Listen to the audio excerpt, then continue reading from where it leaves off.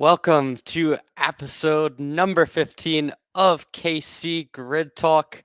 We're back again after a busy weekend in Cincinnati for round number 2 of the SKUSA Pro Tour, the Spring Nationals at the Motorsports Country Club of Cincinnati. My name is Emory, back again for another week, and I am joined, as always, by my two partners in crime. First off, Kaleb Vieska. Kaleb, you were at MCC this past weekend on the mic once again with Yeah. Xander Clements. Busy weekend for you, but talk to me about how you felt the weekend went. Yeah. Firstly, good afternoon to you, Emory, and to Alex, who will be joining us here in a couple of seconds. But yeah, the weekend was super interesting nonetheless. As you can tell, my voice is a little gone from how exciting the weekend was nonetheless. But yeah, from the start, I mean, the SKUSA Pro Tour was a really good weekend for the entire karting community. And best of wishes to all the drivers who are involved in wrecks, and wishing all those drivers a speedy recovery as they look to get back on the racetrack. But I mean, from our side, we had everything go on, right? We had some connection issues, we had camera issues, you name it, everything happened, and we got it done. So a big shout out to our entire crew who stepped up. We were all there, every step of the way, and the racing was exciting from green to checkered on Saturday morning all the way to checkered flag and shifter on Sunday evening. So it was definitely a really cool weekend, and nice to see the Motorsports Country Club of Cincinnati so packed, as David Land called it, the Augusta of karting. So it was really nice. Yeah, absolutely. The Augusta of karting, we talked to Sean Bale for a little bit on Saturday night, and he mentioned how it'd be nice to have a green jacket for the winner at MCC. So I think Yeah. that could be a possible thing eventually in the works, but definitely a good weekend. And again, best wishes to all the drivers involved in the red flag incidents. Of course, having two across from or during the KA finals, as well as a little bit more unfortunate accidents that happened on Sunday. So best wishes to those drivers, and certainly we're glad that everything ended up reasonable or relatively well, and everyone was safe after the weekend. But one other guy left to join the stage. It's our very own Alexander Searle. Alex, another weekend where we were off doing other things, but racing at Canada's finest moss sport. How'd it go this weekend? It went pretty good. I'd say really solid points in the championship, the Toy Tires 1600 championship over there in Mosport, which was, it's in Canada, It's as you in guys have Canada. come to find out. So yeah, good solid points. It's unfortunate that I had to miss the second round of the championship, so it's a rough comeback, but we'll be back in a couple weeks' time. It's about 5 weeks now is the next race. So yeah, for me, the Casey Summer is getting started next week. For you guys, Casey Summer is well and truly underway. But for me, the first event of the summer is next week at USPKS, which we'll get into a little bit later in the show. But I'm excited to get back with the boys. Emery's going to be racing in that one, but Kaleb and I are going to be going back and forth on the mic. So yeah, finally getting to join you guys for the summer. Emory, are you racing? Yeah, I'm racing Okay. USPKS. Okay. So Yeah. I have That's what well, I thought. not on the entry list yet. I'm a bit of a procrastinator when it comes to that. But for those that are interested in my own racing adventures, I will be back behind the wheel in KA Senior once again. But my news not that relevant. We got some more very important driver news though in setting the grid today. Starting out with the bombshell that was officially announced yesterday was Harley Keeble leaving Saudi Racing USA today.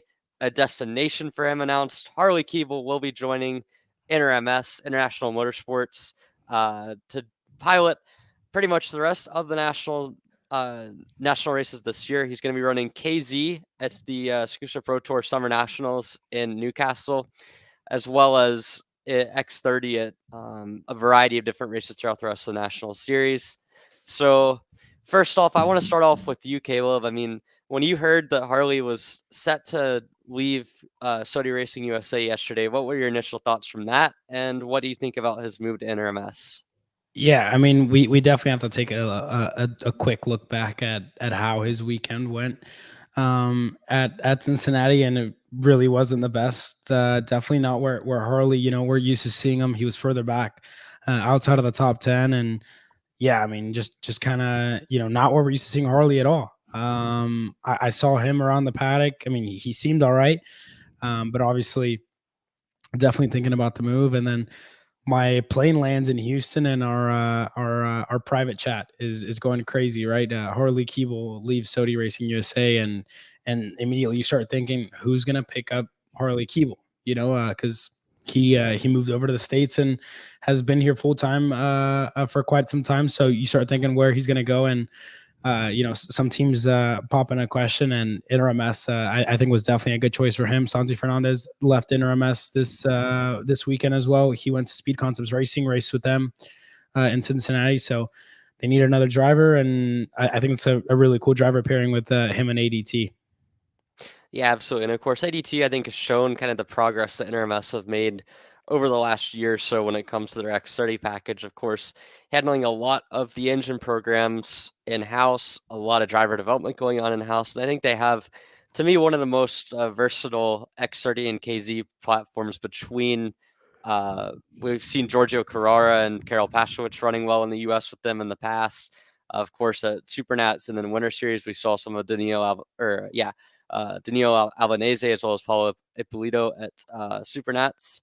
And then, I mean, obviously ADT has been kind of the banner driver for them, but to have Keeble join the team, I think is a pretty big deal for them, and it's a good opportunity for Harley to kind of run a more sort of diverse platform, whether it be on the karting side of things with both KZ and X30, as well as possibly, the scalability with what Carlos is doing at InterMS is kind of a big deal when it comes to possibly moving into cars eventually. So I think there's a couple of different things at play with Keeble's move, but I think certainly a bit of a surprise for sure. And Alex, I mean, the other side of that on Sodi's end, you know, we came into the year, Sodi kind of being a hot team with all the pace that they had throughout 2023 with Keeble, a million dinner running really well in Vegas, coming over from Europe to race with them, and then adding in Dalton Haynes for this year on the X30 side of things. But I mean, where do you think that Sodi Racing USA goes from here now without their kind of banner driver that they've had all throughout their return to the US, and kind of, you'd have to say, their headline driver in the pro category and kind of the only main fixture that's been running the entire season? I mean, what do you think Sodi decides to do from here on the X30 side of things? That's the question of the day, right? I mean, you said it best. So Harley was the guy 18 months ago who showed up with Sodi Racing USA, put them on the map pretty early on last year in Orlando with a really strong performance. And then from there, the season progressed, and he got his maiden X30 win at Cincinnati last year during the USPKS weekend. Was dominant in KA Senior at every event that he showed up on, and every single weekend it looked as though Sodi was just growing and growing, and that was the team that everybody flocked to. Um, and as the year progressed, they continued to add drivers, and it is very safe to say that it all boiled down to the driver on our screen, right? I mean, Harley Keeble has built that program along with Sodi Racing USA. Kudos to those guys. I mean, that is a team that, with their resurgence back to the U.S. with the help of Keeble, like, it has grown into one of the top level teams that we see now. In terms of where they go from here, it's an interesting story. I mean, I would love to get Harley on the show at some point, to talk to him about it. I want to hear from his side exactly, his decision to leave Sodi, why it all went down, why he went to InterMS as well. But in terms of where they go from here, I don't want to speak for Sodi, but I think they have a couple of options, right? Either you bring in another driver to pair along with Dalton Haynes, who's already on a pretty partial schedule throughout the year, or you can maybe promote somebody. They have a pretty solid program in the KA senior category. They have Steven Eisert. They have Alan Isambard, who's proven that he is very, very quick in a single speed class. Maybe you give one of those guys a shot at the pro level in terms of X30. Obviously, Isambard has the KZ experience. Eisert's doing the KA stuff, and now Isambard really, really strong on board that Sodi Racing KA senior chassis. So you have a few drivers that you can look at and say, let's give them the chance in the X30, or you can bring another driver, maybe a privateer out there who's looking to make that next step and bring them in to pair with Dalton Haynes. What this means for Dalton, potentially more races on the cards now for him, because while Harley Keeble is kind of, flying the banner for SOTA USA, with him going into MS, they need to have an X30 constantly in the field. So potentially, obviously, Dalton with a pretty busy schedule trying to balance karting and cars now for him. Hopefully for us, because we love seeing Dalton at the racetrack. Hopefully this means more races for him on board the SOTA chassis. But again, where they go from here, it's a toss up between potentially promoting a driver or bringing somebody else in. Yeah, absolutely. And so one thing I want to mention as we kind of look is SOTA's official statement, which unfortunately I dropped the ball on this one in terms of getting this graphic in. But SOTA said, after 18 months of impressive successes since its launch, SOTA USA announces the end of its collaboration with the driver Harley Keeble, wishing him good luck, thanking the performances of all its drivers. SOTA Racing USA has in less than 2 seasons become one of the most competitive American teams in all classes and all championships and national series, regardless of certain recent rumors spread by malicious people. SOTA USA will continue to work with even more energy, professionalism, and ambition with more drivers and more teams from all of North America who enjoy using and performing with the chassis of the largest karting manufacturer in the world. So it's a little bit of a heater when it comes to sort of talking about the malicious rumors being spread. But in terms of the ambition side of things, which is one of the things that I want to mention, I mean, it's very clear to me that SOTA has put a lot of money into their program and a lot of effort over the last year, and they're not going to just ditch that because Harley left. And so I think as we talk about moving forward, you mentioned the in-house drivers. Steven Eisert is a driver with a bit of X30 experience, a little bit of insider intel when it comes to the process side of things. Eisert actually did have his number reserved for both SKUSA, I believe, as well as for USPKS, definitely on the X30 side. So he's been planning to run X30 at some point this year. I don't know if that's still in the cards, but Steven Eisert is a guy that you could see possibly moving up. Dalton, of course, was 4th in the championship after Orlando, had a lot of success early in the year, whether it be a winter series, just being consistent, or throughout the early part of the regular season as well. Of course, the Trackhouse crash was unfortunate for him, but I think that there's that option to bring him back. But again, I mean, the karting free agency market, so to speak, this is around the time of the year where you see in-season changes. I mean, we saw it with Paulie Massimino the last couple of years. We saw it with Harley this time.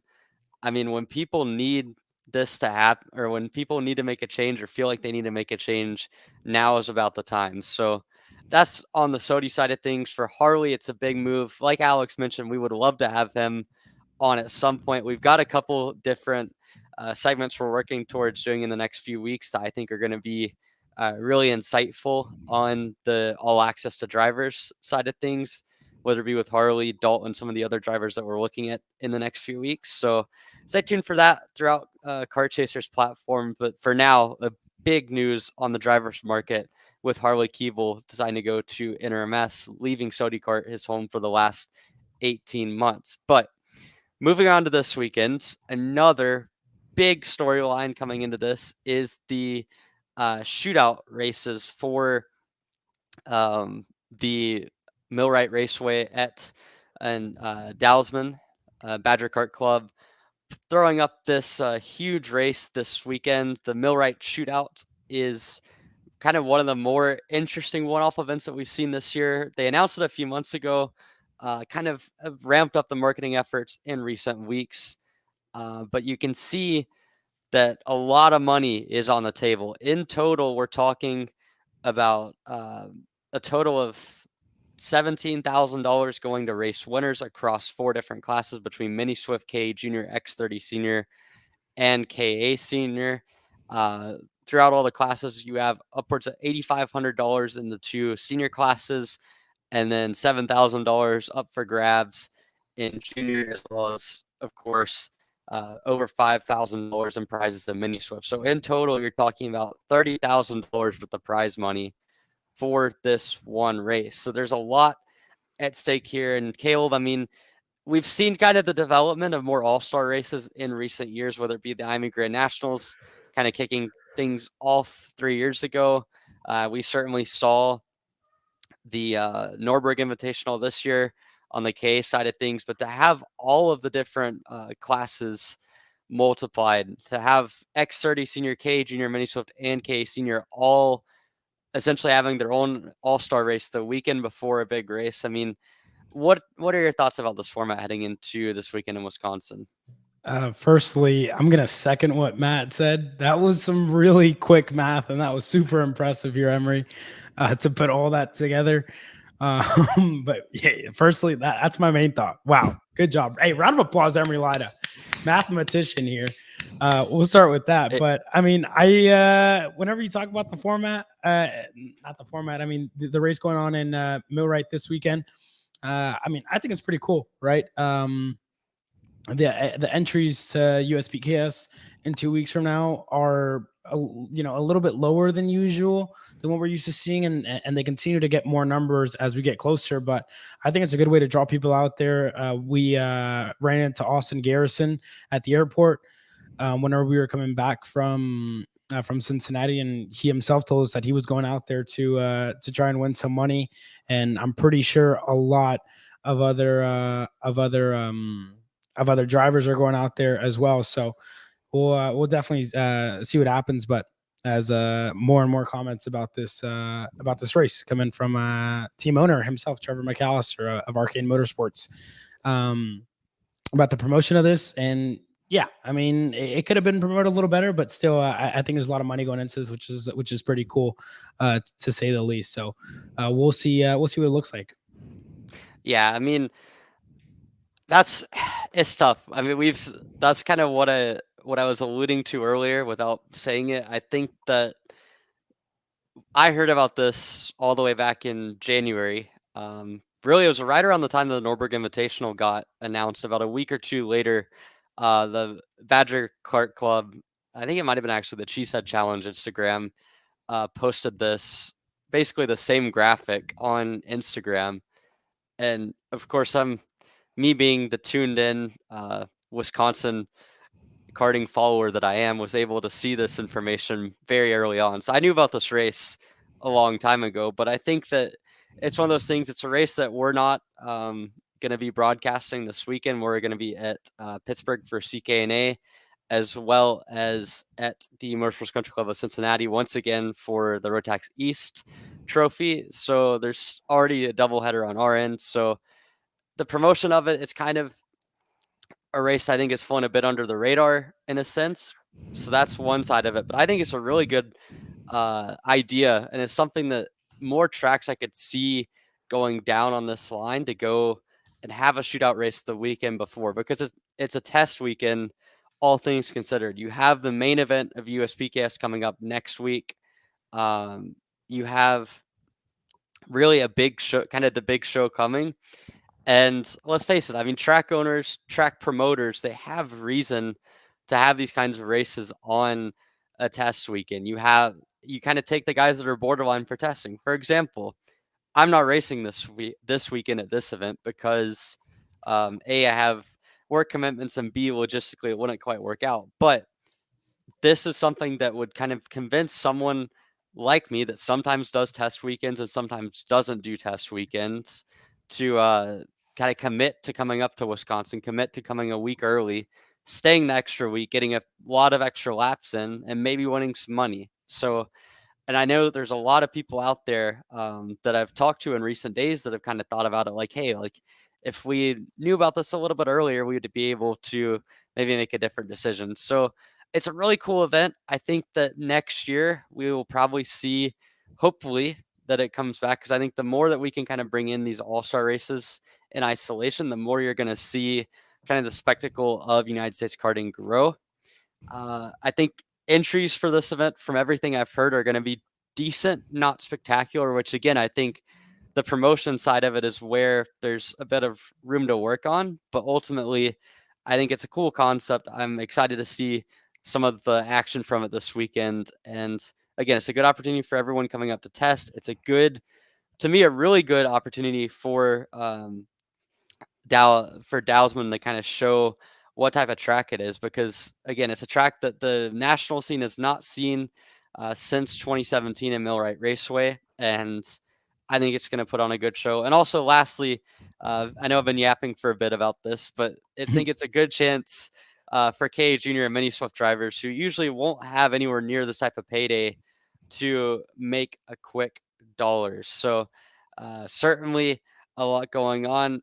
Here's a comment about United States karting already being on the map. This is 100% accurate. We've been on the map. We're just continuing to expand on the map, if that makes sense. And shout out to Ernesto Rivera again. Should have 3 out of 6 wins in Spanish F4. Got a bit unlucky. He's been in the top 5 in qualifying every single race. Does have a main event, or excuse me, a race 2 win in their last race weekend, and has been on the podium already 3 times, I believe. So Ernesto already doing amazing over there. But this is an exciting event. Either of you guys have any last thoughts on it, Alex? I think you brought up a good point.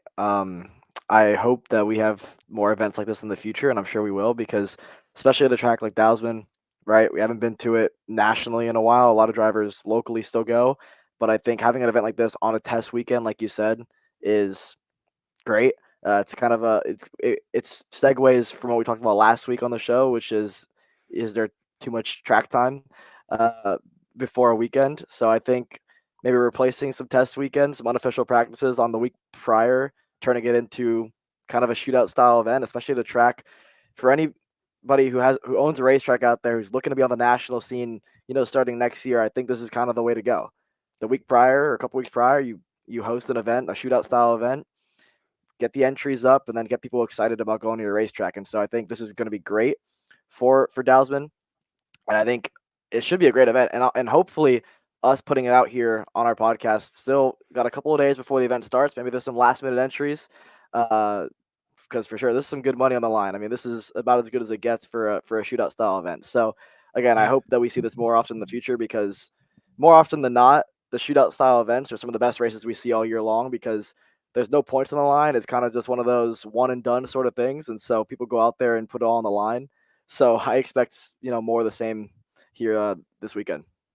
Yeah, absolutely. And again, I mean, shout out to some of the people that kind of made this happen, in a sense, from a sponsor standpoint, to put the kind of money out on the table. I mean, Millwright obviously has done a lot of good things for Badger Kart Club and Dowsman as an area and as a racetrack. So they've been good. Of course, you have Perkins All-Star, you have Mills Pallet and Franklin. I mean, this is kind of Jamie Saraki's wheelhouse in a sense. We're coming back to Franklin Motorsports home, just a few minutes away from Franklin, Wisconsin. I think that this is kind of their champion event, and we'll get into a bit of the race preview next week. I don't want to spoil too much, but Brendan Lemke, home track, Wisconsin Wonder Kid, as Kaleb loves to say on the broadcast. I mean, I think this is going to be a very interesting event. So good on the Millwright shootout. That should be an exciting race this weekend.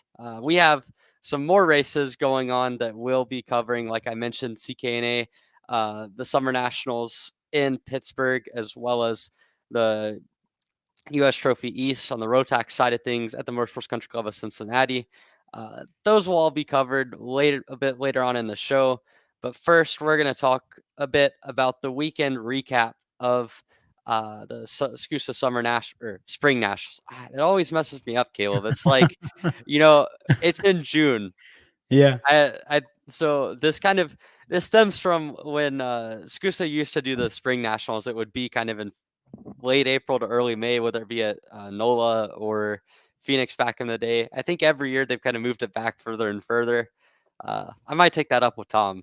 The naming conventions, great weekend for the Pro Tour. There was a lot of great numbers, a lot of optimism around the Pro Show and everything. But man, the Spring Nationals being in June, it trips me out. But hey, we'll recap the Spring Nationals. But first, we've got a word from our friends at AKR. Kyle, I need a new 219 chain. I need a 77 tooth rear sprocket. I need some more chain lube, and I need it probably as soon as tomorrow. Mm-hmm. Dude, are you even listening? We need this to run this weekend. Want anything else? What do you mean? I already got it in the car on Acceleration Kart Racing's online store, bro. All orders over $200 get free shipping. Oh, Throw in a set of tires. Done. Everything you need, all in one place and shipped to your door for free on orders of $200 or more. Exclusions apply. Shop AKR.com. Welcome back to KC Grid Talk, episode number 15. Quick shout out to our friends at shopakr.com. They've been great for us this year. Obviously, a lot of good commercials from our main crew, whether it be with Kyle Cuthbertson, obviously Big Red himself, Xander, kind of starring in pretty much all of the ads. And hey, even Brandon as well. I mean, he gets in there, and Trevor as well. So all of them, they're stars. ShopAKR.com. A lot of cool karting resources there, and we could not host this show without them. So shout out to ShopAKR.com, and shout out to our amazing actors that we have on the KC crew. But we get into the actual racing from this weekend, and let me tell you, I mean, the hype around this race and the buzz at Motorsports Country Club of Cincinnati, I felt like was really, really cool to see. And first off, I mean, the first the first Pro Tour event for MCC, I feel like a resounding success. I mean, Sean Bailiff very excited to have the Pro Tour come to town for this week, and they've been gradually bringing more and more national presence every single year. It feels like last year was their first USPCast race. They were one of the inaugural stops of the Stars Championship Series. And to me, I mean, this is kind of just another banner destination at this point in U.S. karting. I mean, personally, I'm working on races 3 times in 5 weeks at this racetrack, and all of them have significance on the national scene. So it's really cool to see what Sean's done at MCC, and I think it was a really well-run event. But I mean, as we get into the on-track stuff, I mean, Kaleb, what stood out to you this weekend? Yeah, I mean, a lot of stuff went on right across a couple of classes. We really had it all. There was some stuff that you don't want to see, obviously, in a couple of the junior classes. Some swerving and a couple of black flags, which, again, definitely not what we want to see in our sport. But it happened, and it's definitely one thing you don't want to see. We had a lot of wrecks as well, especially on in a turn number 1. We know that's a very high speed section. But I don't really want that to overshadow how good the racing was across all classes. I mean, every single class had, an amazing finish where myself and Xander just couldn't stay in our seats, and we were, on the edge of our seats or on our toes watching the races and having the purest of reactions the entire weekend through. But yeah, I mean, from the get-go, it was really, really cool to see so many drag races all the way to the line. We saw it in I believe micro, mini, as well, and a couple of the KA races. We saw it. One of the big ones on the Sunday main event with Stephen Miller and James Overbeck there in the end, which is something that we'll talk about as well in this segment. But yeah, I mean, to say the least, and to sum it up, the racing was pretty good in general. Yeah, I'll never forget one of the very first KC broadcasts I did was Route 66 in 2022 at the Motorsports Country Club of Cincinnati, and I was on the mic for that one. I talked one of the introductions. I mentioned that it was it's kind of developed a reputation of being a bit difficult to pass. And Sean came up and talked to me, and he was like, "Hey, you watch this weekend. You're going to see a lot of passes. Just wait." And you know what? I ate crow on that one, because there's more wheel-to-wheel action all the way to the finish at this track than just about any place that we go to, especially on the long run down to the main straightaway. And the way that the final 2 corners set up, almost always, if you have a close race, there's a good blend between drafting and also technical passes, like we saw with Turner Brown in the last couple corners of KA Junior that come to mind. But Alex, I mean, you again, we're in Canada on the other side of the North border this past weekend, but you still got a chance to tune in a lot as a karting fan yourself. I mean, what was your takeaway from these races? Well, first, I want to touch on kind of what Kaleb was talking about, and you as well, about the racetrack. I mean, I got to give my kudos to Sean Bailiff, because I got a chance to drive this track before the the expansion into the last couple of corners. And like you said, like it got a slight reputation of being a difficult track to pass on, because I think before the expansion it was tough, but it was obviously doable. But with that expansion of the last couple of corners, with the super long sweeping left-hander into a tight right-handing hairpin, and then it led to the drag races that we saw throughout the weekend. I think that is great. And I think Sean, as good as anybody out there, listens to the drivers, listens to the team, listens to us about ways to continue to make it better. And it's why now MCC has become, like you said, one of the places to go and race at. That's why so many big series are welcoming this racetrack in. And I think it's going to continue to be that way for a long time, because Sean continues to improve upon it. Doesn't just settle for the great racetrack that he has. He's making it. It's become an amazing facility.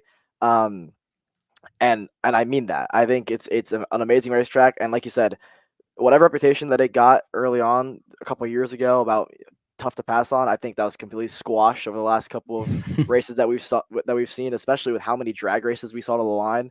I mean, you don't get to see that anywhere else. Yeah. I mean, to have a tight hairpin where basically it's one of those, if you defend into the corner, you get crossed over, and if you don't defend, you might get dive bombed. And so it makes it really, really tough to be the leader in the last lap. And I think that makes for incredible racing here, Kaleb. Yeah, the entire racing is cool and all, but to see the like the scenery at the track where you have the 12 new RV hookups, and there's RVs like right next to the track at the fence, it makes it a pretty cool environment to go around on. You saw people sitting up on top of their haulers kind of watching from there. The fence, like the entire fence line was just packed the entire weekend.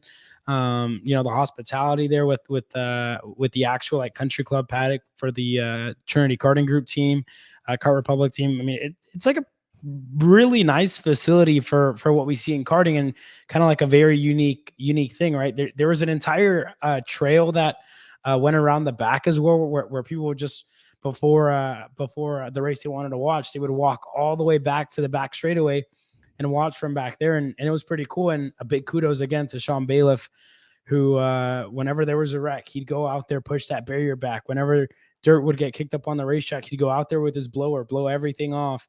And at the end of the weekend, he was like, yeah, it was a good weekend. Racing was good, but I'm already thinking of how we can improve, right? They had added the timing tower as well for the entire SKUSA officials, with like race directors in there, with AC and screens or whatever you want. The whole 9 yards was up there. And he was also throwing ideas out of adding a lake, adding a place to hang out at the end of the day, right? So big kudos to Sean Bailiff, who's always willing to go the extra mile for his customers, and for Keith to continue improving his place, which he's already done a phenomenal job with. Sean's for the people. I mean, Yeah. there's nowhere else to put it. I mean, he is. Like I said, since when Emory first went there for route, and when I was there, probably I think a year before route went there. I mean, to see the vast improvement and seeing it become the facility it is today, like, again, major shout out to what they've done for this racetrack. And the racing has gotten incredible around there, especially as people begin to really figure out where the passing opportunities are, where to really place your cart as the leader. And so, like Kaleb said, that's why his voice is gone.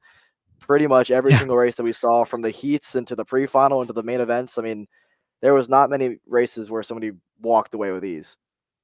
Yeah, absolutely. And I mean, the racing was phenomenal.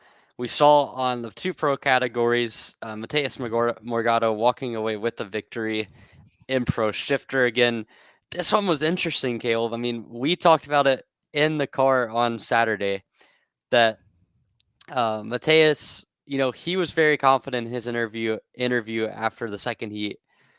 AJ Myers was pretty confident to us on stream, but I talked to him after Saturday, and he seemed to have thought that Mateus in particular had kind of picked up a lot of pace over the course of the weekend. And I mean, the whole pack kind of came closer and closer to AJ on Saturday. He mentioned that he was still confident that he could pull it off on the main event on Sunday, but there was a little bit more unease behind his kind of sort of discussion that he had with me at that point. So Mateus, again, ultimately making the pass in the hairpin, in the turn 12 hairpin late in the race, or not at late, about midway through the race, and walking away with it. I mean, on the shifter side of things, Kaleb, what stood out to you in that sense? Yeah, I mean, firstly, I wouldn't say kind of walking away because it was still pretty close It was very towards close the at end. the end. It was very close. Poor So word choice on my point. hey, we gotta be better. No, I'm playing, but in all, Hey, in all, it's on us. it's on us, man. It's on us. No, but in all seriousness, I mean, whenever you hear a guy like Mateus Morgado say, "Yeah, I got something for AJ tomorrow," and you saw how the heat races went, you're like, man, this guy's very very well PR trained. You know, he's definitely got to say that. He's got to feel confident. But whenever he comes out on the Sunday evening and starts to drive the way we saw him drive in Orlando, it was similar story. He's closing down the gap. He starts driving and pounding in lap times, and he gets there, right. And when he did get there, he didn't take too long. Was able to get ahead of AJ Myers and was able to get the pass done. So it just kind of shows you how strong Morgado is across a full like race pace. 25 laps were pretty long main events, and you saw AJ's face in his post race interview, absolutely drenched, tired, and this new format really makes these drivers push to the absolute limit, but it also allows for a very small margin of error, which is the championship battle coming out of this weekend. I believe in shifter, Morgado has 2 wins, and the championship gap is only at about 64 points, Emory, if I'm not mistaken. So Yes. his lack of performance in the heat races is starting to show in the championship battle. AJ Myers is still very well in play going into Newcastle at a track where we saw how dominant he was a couple of weeks ago. We saw how dominant he was last year. So it starts to raise question marks for the entire Burrell Art team. If they can't get it done in the heat races, if they can't get it done from the start at qualifying, then it's going to be a lot harder to stop AJ Myers at a racetrack where he's really, really good. A racetrack where he's been beaten very, very little times over the past decade. So going to be something to look out for as AJ heads into his home track. But again, Mateus has really good long run pace, and he's a world champion. And he showed that this weekend. He was uncomfortable in the kart. He was uncomfortable with the racetrack. He said it was bumpy. He said, he had to drive the kart, and he did just that on the Sunday evening. But we also had some big movers across the field, right? Ian Quinn, a good racer, him finished 5th. Gavin Bailiff finished 4th, but he got DQ'd in the end. But I mean, a good finish nonetheless as well. And a couple of other drivers, had good weekends. Kyle Wick finished 3rd. Billy Musgrave had a mechanical again. It really shows you how on point your equipment needs to be whenever you come down to it. And an X30 as well, right? We had a couple of mechanical issues for the likes of Ryan Norberg, which we'll definitely get into in a couple of minutes time. But the weekend really provided a whole lot, and Morgado really showed why he's one of the best in the world, and why he had the pace to get it done this weekend. Yeah, so Mateus Morgado, of course, with the one in shifter. A good weekend as well for Ian Quinn. He had a lot of pace aboard his Burrell Art machine. Unfortunate for Jay Irwin on his side of things with the DNF. Talon Yako, another driver, coming over the top 5, and a front row start, which to me, again, the Super Bowl format has done its job the first 2 rounds. We've had a lot of intrigue, whether it be Danny Formal crashing in round 1 in the start of the Super Bowl. We saw some good moments with Dalton Haynes getting on the front row in Orlando, to now Talon Yako kind of going from being more of the borderline top 5, closer to like 6th through 10th, to Super Bowl comes and 2 laps, puts it on the front row, and suddenly that kind of changes the dynamic of his weekend. So I thought that was a cool storyline from this weekend. You mentioned Ian Quinn, a career best finish for him to finish in 5th. Gavin Bailiff crossed the line ahead of him. I think Quinn was actually classified in the 4th position after penalties. So for Bailiff to cross the line 4th, unfortunate DQ on his side, and Quinn to finish 5th. 2 strong showings for them. A strong weekend for the GFC boys, and of course AJ Myers and Mateus Morgado at the front. But over to the X30 side of things, Alex, I mean, we had Kai Hunter come away with his first win. For the whole weekend, it looks like another Norberg walkaway, but I mean, tell me how you thought or tell me what you felt about that final unraveling the way that it did. I think it's the biggest jinx of all time. I mean, we got on Kaleb for not having Bam. Ryan Norberg in his top 5, Bam. and then Emory and I were like, "Oh, it's gonna take a mechanical to not have a top 5." So I'm sorry, Ryan, if you see this. I think we jinxed you really bad there in the final. But the racing was incredible. I want to go back to the shifter thing real quick, because we skipped over the fact that I called Mateus to win. Not like it was a hot take or anything, Wow, but bro. I had to 7 get my point across. I had to get my point across. You know, Hey, hey, hey. the guy's on a legendary start to this season, so You I know, had to say that. you know, I made the exact same pick, and I'm not even proud of it because the guy has won I am. 7 of 9 races this year. Look, AJ Myers been on form the last couple weeks, winning in Newcastle for Stars, and I mean certainly he's been the king of the castle. But Mateus Morgado, until he gets beaten, I mean this is now 7 straight wins for Mateus in shifter. Because he lost the only 2 races he lost this year were the very first 2 rounds of the year in Homestead. His very first shifter races on U.S. soil. So, man, I mean, Mateus Morgado has been on an absolute heater. He had a very pedestrian qualifying. Again, kind of what Superpole and that short qualifying format's designed to do. You isolate it a bit. It throws up some interesting results. It forces the drivers to be on it. And Mateus spent both heat races kind of working his way through that poor qualifying. But to end up there in the end, certainly impressive. But on the X30 side of things, I mean, Norberg, hey, Kaleb, I still don't understand your prediction, but it worked out. It worked for It him. worked. You can't you can't hate on greatness at the end of the day. And Alex has had his crazy prediction and picking Josh Conker to win last year at St. Pete that worked out. Kaleb now has a second crazy prediction that worked out. Sometimes those things work, and I unfortunately, think what's up? I was just gonna mention this whole whenever we do our bold predictions of the week, we seem to jinx somebody, and I think like ever since I picked Jay Irwin to win at Stars in Charlotte, since then I've picked him my top 3 every single weekend, and he's had mechanicals every weekend since. So I'm just gonna stop saying Jay Irwin's name, because I think this whole let's see who's gonna win sort of deal. We seem to jinx Conquer as somebody. well. Conquer as well. I know, Conquer yeah. was top 3 at Stars, and you stopped picking him. That was And me, but yeah. oh yeah, Emory. But yeah, I really think the bold predictions are going to come to an end after this weekend. Absolutely. Except unless it's Donovan Bonilla. Hey, you know what? We'll give our CKNA bold predictions later on in the show as well. So we'll see how we do. if you're racing at Pittsburgh and you hear your name called, I'm sorry. Make sure everything's tight on your motor. Out on purpose. Make sure everything's tight before you I was go on gonna a say race track. yeah, we have a human eliminator in Kaleb Vieska that's gonna make sure all of our bold predictions do not come to fruition. But final thoughts on X30 though. Unfortunate for Norberg, sets up a dramatic X30 final race coming up in Newcastle next month. That's the biggest story.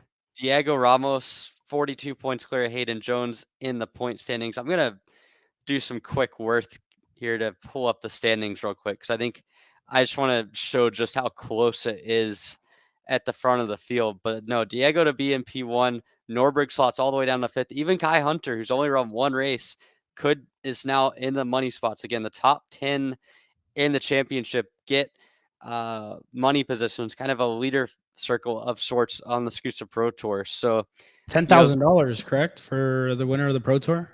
I believe so. Yeah, I think it's 10,000 to the winner and money all the way down to 10th. So it's very important for these teams and for the driver as well, depending on what their individual deal is to consistently perform. But yeah, I mean, really, I think realistically, you're talking about probably 5 to 6, maybe 6 drivers that have a realistic shot at the championship coming into Newcastle, which is pretty unprecedented for the pro categories. And I'm excited to see that play out. In addition to what we've already seen with Mateus and AJ, We're not going to do too much preview into that because that's an episode from about a month from now. Here's a look at the championship standings. But Kaleb, Alex, I want to hear from both of you as we head into this last race. Who do you think should be the favorite?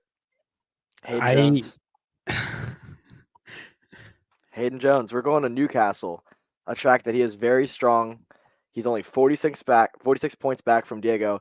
Also very, very strong at Newcastle. I think this is where I'm rubbing my hands together because now with the DNF from Ryan, it really, opened it because even if Ryan finished second in that final, I think he would be by far the favorite.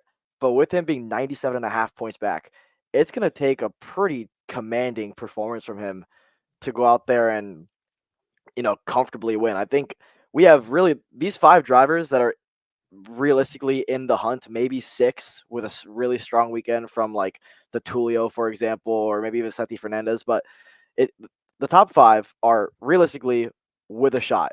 I mean, if you're, Ramos, you have one bad heat, you're going to fall from 1st to 5th, right? So these are 5 drivers who I think if you ask all of them what their best track is, 3 or 4 of them is going to say Newcastle. And so the fact that we go there to finish off the SKUSA Pro Tour is unreal. And this is giving me, like 2010 F1 vibes where all of a sudden we have 4 or 5 guys and the chance to go out there and win a championship. But I think you're asking me who the favorite is, and we'll touch on it when the time comes. But I'm just going to say it right now. I think Hayden Jones is my pick. I think Diego Ramos has had a couple of strong weekends at Newcastle, especially last year at USPKS, and I can't remember how strong he was at SKUSA, but I mean, if Diego can keep up the same level of speed that he had and is able to deny Ryan, who has been an absolute rocket ship in the past couple of races and past couple of weekends, and we know how strong Ryan is at Newcastle. I mean, we saw last year at the Summer Nationals, him and Joe fought it out until the very last couple of corners. So I mean, if Joe isn't in that race, Ryan is completely gone, so for now I don't think Joe will be in that race. So I mean, Ryan is my favorite going into the weekend, as long as his motor can hold on. Obviously, the 24 laps that they have coming up. So, in my thing, in my eyes, I think Ryan, if he looks the same way he did this weekend, I think he could be within a good shot to win the championship. So, my favorite would be Diego Ramos, but if I really look at it, Ryan is my wild prediction to end up winning this championship. So here's some food for thought here. SKUSA's points format basically has a maximum points output of 320 points in a race weekend. You can win 200 points from the main event, 10 for fastest lap, 10 for qualifying, and 100 for pre-final. I believe that is correct. If I am wrong, my apologies. I last brushed up on this at Homestead, so it is possible that maybe I missed something in the last few months, but regardless, and based off of my own calculation of Kai Hunter's points, I believe that is correct. There's no drops this year. Ryan Norberg being 97.5 points back is a deceptively tall mountain to climb, because ultimately you're basically talking about Diego Ramos. If he finishes in the top 5 in both the pre-final and the final, he will walk away with the championship almost certainly, at least compared to Norberg. Hayden, Pauly, and Brandon Carr are mostly within range to where Ramos would have to finish into the podium if either of them swept the weekend. But for Norberg, it is a tall mountain to climb. And I want to give some love to the 2 other guys that we have not mentioned so far. We mentioned Ramos, we mentioned Hayden, we mentioned Norberg. All those are strong shouts for the championship. But first off, there's this guy, Brandon Carr. Kind of a dismal weekend, for lack of a better term, at Cincinnati up until until the final. But in the final, he had a lot of pace at TKG's home track. Had to miss practices on Friday because of some schoolwork and exams that put him out early in the Exams. Yeah. He's officially a high school graduate. So round of applause, Brandon Carr. so inspirational. You know, our Orange County, North Carolina's very own Brandon Carr, who does not know that Raleigh, North Carolina exists. Yeah, I After forgot about that at the airport. Yeah, yeah, I asked Brendan, I'm like, "Hey, is that close to Raleigh?" And he's like, I don't know, mate. Like, he was like Raleigh, what Raleigh? Mike Uh, Rawlison.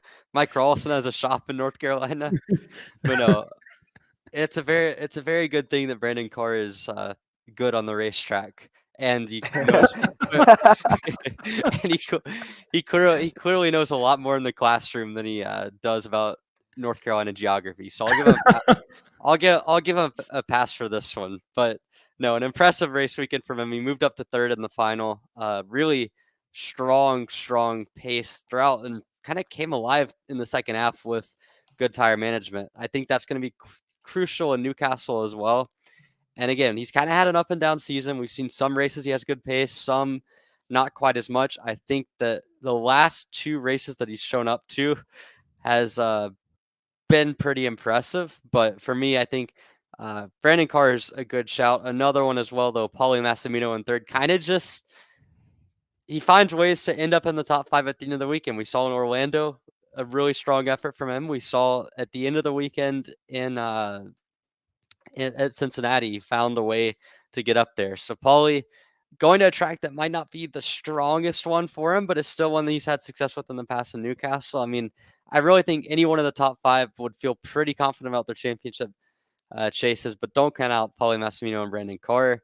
And that, again, with Norberg's DNF due to a reed failure and subsequent disqualification due to a camera falling off, I think has set up a really interesting championship final that we're about to see. So that's the X30 side of things. That's the pro show out from Cincinnati. Real quickly before we move on to the final segment of the day, a couple key things here. Brian Chatfield, one of the star Master Shifter drivers from this weekend, said, "What an incredible place to drive. I enjoyed myself all weekend long." Hey, first off, haven't really driven a shifter more than a session, but driving a shifter sounds like a lot of fun. Driving in the Motorsports Country Club of Cincinnati, which I also have still not been able to do yet, also sounds like a lot of fun. Rave reviews from the track. And very physical. So shout out to Brian Chatfield for being a badass and racing this weekend and doing it all. And a happy Father's Day as well to all fathers who are racing and spent it out at the track, either wrenching for kids. And we'll give another round of applause to all dads and across everywhere, our dads, as well, who, if it wasn't for them, we wouldn't be racing or doing what we're doing. But yeah, big shout out to everybody who was out there and doing their job. But again, it was a great place to drive. And I believe Brian ended up on the podium as well this weekend for on the Saturday. Yeah, it was a top 3 for Maranello. Joe Ruck won, Sketchy Barnes second, and Chatfield finished third. So round of applause to that team as well. Congrats to all of them. Alex is the only one, but yeah, congrats to all of them. Some big winners across all classes, Emory. Yeah, absolutely. I mean, we saw again Turner Brown winning in both of the junior classes on Sunday. Diego Ordiaz winning in KA on Saturday. Jackson Woney picking up his first national win. Yeah, long overdue, in my opinion, for the Speed Concepts boys on Saturday in X30. And then we saw again the mini side of things. Ashton Woon, a dominant weekend. We saw on the micro side of things as well Zane Burgess on Saturday, I believe, and then trying to think of who won on Sunday in micro. Might have been Zane Burgess. I mean, yeah. What is it? Amazing, as they say. Insane. Insane. I got my catchphrase wrong, but Zane Burgess, a phenomenal season for him so far. Ashton Woon again with a lot of great performances. Hey, shout out to the hometown man himself, Finn Bailiff. Hey. His backyard, literally. Round of applause to Finn. Picking up his second win in 3 races, ended up being second in 4 races. Another top 5 on Sunday, leading the points. Phenomenal weekend for Finn. A win for Stephen Miller as well. What are you going to say, Rob? I was going to say something about Finn. He first round at Orlando, he won the first one, finished like 14th the second one, then had a couple of not the best weekends, and His dad was telling him he had to retire. They were telling him he had to hang up the helmet. He was too old. Oh, He was this, he was that, finished 4th at Stars. And they're like, he may have one more race in him. Then he comes back and wins. He may have a little bit of more time in the sport. So congrats to Finn nonetheless. And he knows this is a joke if he's watching. But we talked about it in the paddock as well. So congrats to Finn and Stephen Miller again, getting the monkey off his back and getting the win in senior this weekend. yeah. Well, no, again, I mean, it's funny. We're giving you a little bit of a hard time on Sunday because you had this whole thing rehearsed out about how they wanted him to retire. They had all this wash talk, and then you didn't use it at all on the broadcast. So no, a great weekend for Finn. Happy for him. I made the joke to him as well that it seems like every race that I run, he has issues, whether it be in qualifying, whether it be mechanical failures. But I leave the field and suddenly he finishes top 5 at Stars, wins in Orlando, wins in Cincinnati. So unfortunately for Finn, I'm racing in Dowsman, so I don't know what's gonna happen to him. But no, a great job, great effort from Finn. And I mean, again, Stephen Miller, the end of that race, a little bit of controversy on that front. I think that's maybe a topic for a later day in terms of the late celebration side of things. But Miller kept the win. James Overbeck again. I mean, that win's got to be coming. At this point, it seems more fluky than anything. He did everything right down the stretch of that race to come within half a kart length of winning it from 1.8 seconds back after a few skirmishes early in the race. I mean, impressive from Overbeck. So, yeah, Stephen Miller, Finn Bailiff walking away with wins. Joe Ruck with a good weekend in Master Shifter. Lot of good storylines from the Motorsports Country Club of Cincinnati and round number 2 of Pro Tour, setting up for a thrilling championship finale at Newcastle. So we'll have a lot more to talk about that in the coming weeks as we get closer and closer to that date. A lot of cool stuff coming up for the last round of the SKUSA Pro Tour. But this weekend, there's a lot of cool racing coming up. First up with CKNA at the Cup Karts North America at Pitt this weekend, Wampum, Pennsylvania. That should be an exciting one. Our very own Kaleb Vieska gonna throw his name in the ring this weekend in the Briggs Heavy side of things. Definitely. So that's gonna be one to watch. And then also our second of the 2 races, the doubleheader this weekend at the Motorsports Country Club of Cincinnati. Yet again, it's the Rotax East Trophy. So we'll do a quick preview on those 2 and wrap this episode up. Coming up next, but first, another word from our great partners at Shop AKR. So you finally want to get behind the wheel, huh? Yeah, I've been shooting for 3 years and I've never got to drive. Well, you're going to need some more gear than just your helmet. Why don't you go to shopakr.com. They got their inventory online and they'll ship it the same day if you order before 5:30 p.m. Eastern. They got shoes? Yep. Gloves? Yep. Rip protectors? Got those too. Can they make me go fast? No. Here at Acceleration Kart Racing, we've got everything you need to get on track. What happens next? Well, that's on you. Check us out online at shopakr.com.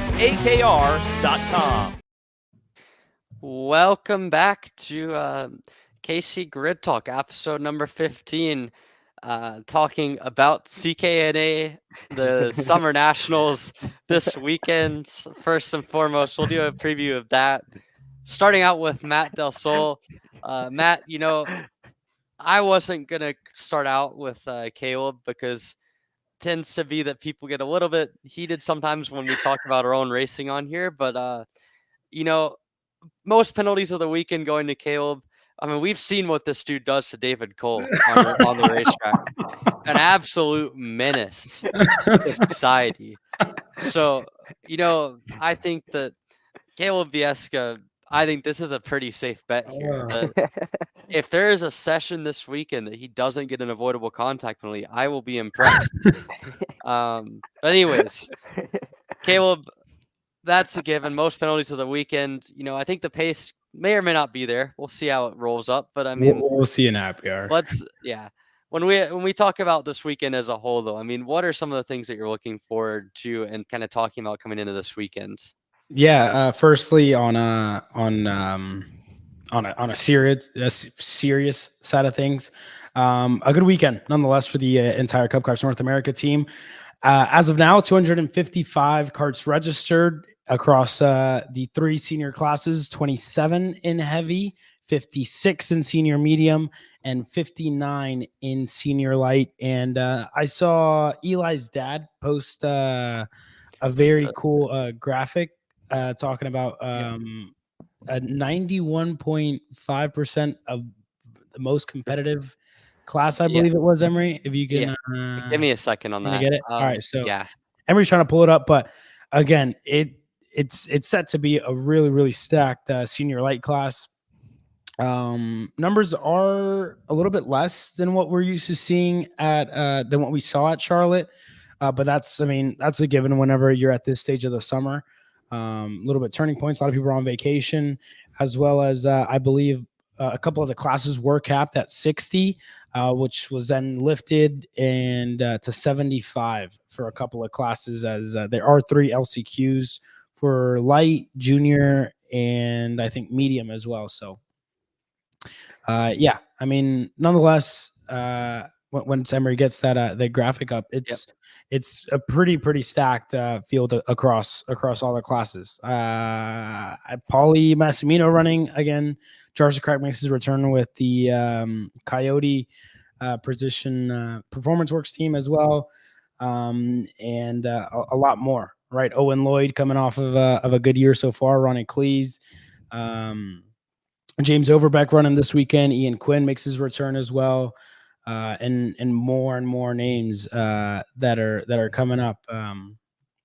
So it's definitely going to be a good one. And you look at that, the Race Select Race Strength Index 91.3 in senior light. So that could really only tell you how the weekend's going to go, to say the least. Yeah, absolutely. And shout out to Keith Warren on this and Race Select. I was gonna message Keith a bit about this because I'm very much a numbers guy. If you haven't figured that out at this point, and I'm like, this is pretty fascinating. It's something that we've kind of been working with internally to try to do some variation of a field strength index on the kart chaser side of things.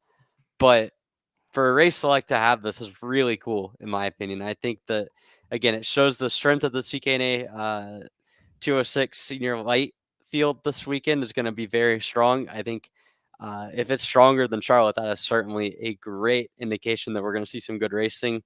And again, I think the numbers, let's face it, I think a lot of the reason that Charlotte had such a strong turnout is down to the local contingency that you see kind of in the Southeast. And not to say that there's not a local contingency of 206s in a lot of different places, but I think that Charlotte's kind of a hotbed. Pittsburgh's maybe a little bit further away from the largest 206 contingency. And you add in the summer mixture, like Caleb mentioned, you add in maybe it's kind of stuck in a very, very busy part of the summer.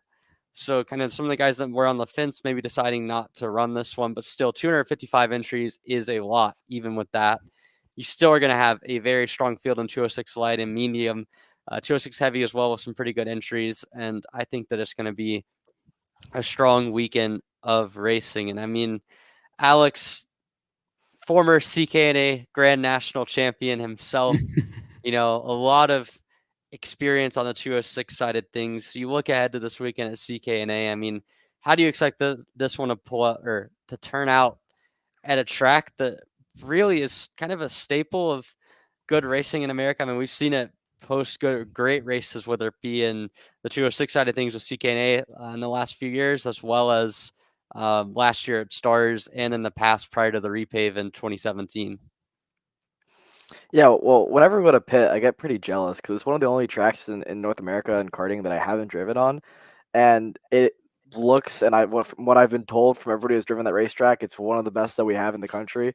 And like you said, with the repave as well, some of the rhino patches on the racetrack, pretty grippy on the inside of the racetrack, so it makes for some pretty awesome passing opportunities. It's a fast racetrack. I expect it to be pretty similar to kind of what we saw in Charlotte, right? 2 carts and a brake is always faster than one. We're going to see a lot of, I think trains start to form. But we saw at the Race Select, the strength index there, the 91.3. While the entries, 255 is still great. Low for CKNA standards because their standards are so high now. But in terms of overall entries, it's still pretty solid. And the senior light class is stacked, senior medium as well. Anytime you can have Owen Lloyd Overbeck, Ian Quinn, Massimino, and more in the same class. I mean, those 4 alone could put on a fantastic race. But you throw in about 50 other people, and it's looking to be a pretty awesome race in the senior classes. You go all the way down to the junior classes and even the masters as well. I mean, CKNA, Cup Karts, North America, they always put on a show, and at Pitt especially, a racetrack that is a staple in North American karting. I expect some incredible racing. Yeah, absolutely. Again, Matt Del Sol chiming in yet again. A lot of the South competitors won't make it to the full South season 2 nationals. The big hitters from the South will also be in Pitt. In general, national series, national level races, the top level guys always going to be there. You know, we see it a lot in the 2-cycle world. You have guys like Austin Garrison, Ryan Norberg, the likes of Brandon Carr this year as well. And then obviously AJ Myers and whatnot. Any big race that they come to, or any big race that is there in a series that lines up with what their team wants to do, they will be there no matter what. What makes it a little bit more variable when it comes to field size is the customer drivers, the drivers that may or may not have the budget to run every race, may have to prioritize different races. And I think that on the CKNA schedule, you know you're going to do the Grand Nationals. You know that Charlotte is going to come to town if you're someone in the South. And you know that there's a lot of CKNA South races that are in cool venues, honestly. You got to go to AMP as well as Daytona this year. Yep. I think that plays into maybe, I don't want to say hurting the end. Like, it's tough to say, right? I think the CKNA South series and the different CKNA regional series have a very, very good impact on kind of keeping karting affordable, kind of giving a little bit of a taste of a national feel for some of the guys that might not be quite ready to run CKNA Grands or a race like Charlotte. But I do think that plays into maybe chewing into the numbers of a Pitt race too, because again, you go to the races that are closer to you, you go to these really cool venues. Not to say Pitt isn't a cool venue. It's an awesome track, awesome facility with the big track there as well and being on a big hill. But I think that it just kind of maybe takes in the overall entry, or it might take a little bit out of the overall entries, just knowing that a lot of the South base won't be there. And that being said, Pitt Club Series still has a strong contingent of 206 races. I've actually seen a couple of them in the past. There was a while there where 206 was the predominant and really kind of the only main form of racing in Pitt, kind of post Yamaha days before K really fully took over.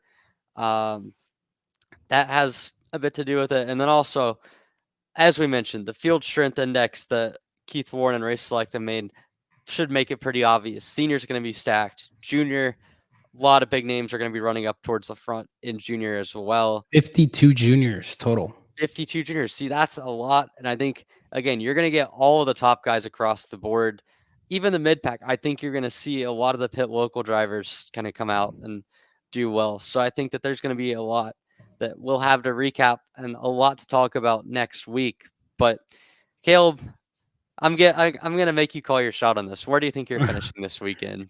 I don't know. I hear this racetrack has a lot of grip, and I've never been here, and I've been notoriously terrible at new racetracks.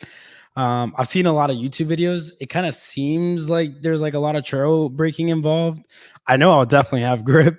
That's to say the least, but I am going to set the bar low for myself. And if I finish top 20, like in the 15s, hopefully, then I'd be happy. And I won't embarrass myself too much. So top 15, I think, is probably doable. How big is the field? 27, I believe. You better finish top 20. I'm gonna be disappointed if you I don't. like Kaleb at a top 12. Hey, Oh. Kaleb Vieska money line. No. But Minus I'll definitely have fun, and I'll be excited to see Mr. Dave Mack again. I'm wearing my In Dave Mack We Trust shirt, so shout out Dave Mack, who's going to be on the mic with, I believe, Tony the Tosarillo this weekend again with Xander as well. So going to be pretty cool to see those three guys work together again like they did at CKNA Grand. So excited to be back with that family, and it'll be pretty cool. I'm obviously not going to be working. And I'm not gonna be hanging out with them all too much, but I'll definitely be trying to go quick as quick as I can with the entire LSR Motorsports team and everybody. And Mr. Wargo saying it, top 10 push. We'll definitely try to push with the entire LSR CRG Nordum team. Hopefully it goes well. But if it doesn't, I know I'll definitely have fun and let my voice rest a little bit before we go to Wisconsin. Absolutely, Caleb. And if you don't finish top 10, we're gonna have beef on this podcast next week. I So won't be back. that's tough. Anyways, though, we go from a very exciting CKNA race to the very first round of the Rotax East Trophy this weekend at the Motorsports Country Club of Cincinnati. And again, back at MCC, Sean Bailiff's awesome facility, expecting around 60 to 70 total entries from everything we've heard this weekend, which again, across what basically amounts to 4 classes on the Rotax side of things.